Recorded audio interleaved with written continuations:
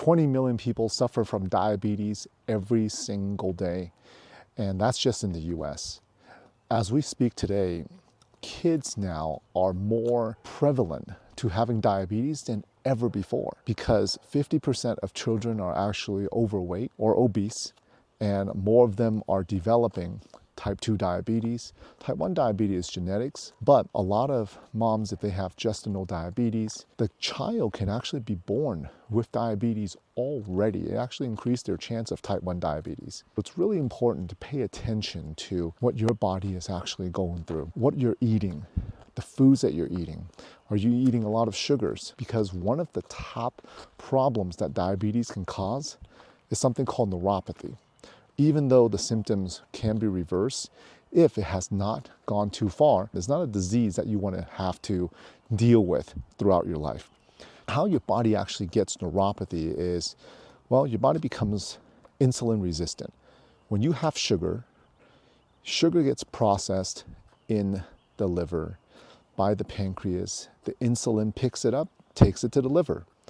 What happens is then the insulin brings it to your cells and puts in the sugar for the cells to use. But what happens is if you continuously put sugar into your body throughout the day, if you have so much sugar and your cells are now packed with sugar already, when the insulin comes off to drop off another sugar, your cells are going to be resistant to actually receiving it. Think of a bus, and the bus is full. And if the bus is full, you can't have any more people on the bus. They're not going to pack any more people in because the bus is full. That's what happens when your cells are full of sugar. The insulin cannot drop off any more passengers, any more sugar. So now insulin is hanging out, riding around with the sugar, and your body cannot sustain that for a long period of time. Your pancreas ends up making so much more insulin on a regular basis just to pick up all of the glucose around your body. It's going to get to a point where your body can no longer sustain it.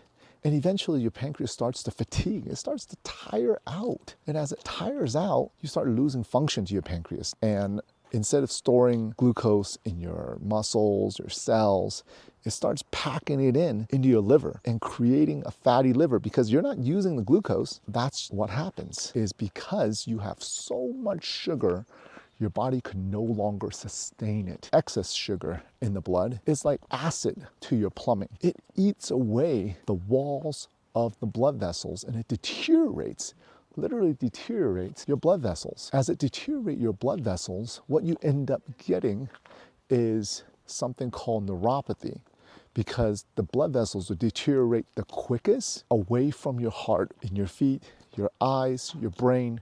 You start losing blood flow to those areas, and that's when neuropathy starts happening. But at the beginning, you won't feel it. You might feel a little bit more tired. Not until about 20 to 60% nerve loss will you start to notice, oh, I'm feeling some more numbing. You might feel burning at the beginning, but the numbness, you might not feel until later on. And by the time you get numbness in your feet, the worst that can happen is actually you don't feel a scab, a cut, and then eventually, if you don't feel it and you don't notice it, you now risk of an infection in your body, and it starts infecting the toe, your foot. What's worse is if it infects into the bone, and now they have to amputate. So it all leads back to what you're eating, what you're having. You want more foods that are low glycemic index. Check out one of our other videos on foods that can help with lower blood sugar, with normal blood sugar, and try intermittent fasting.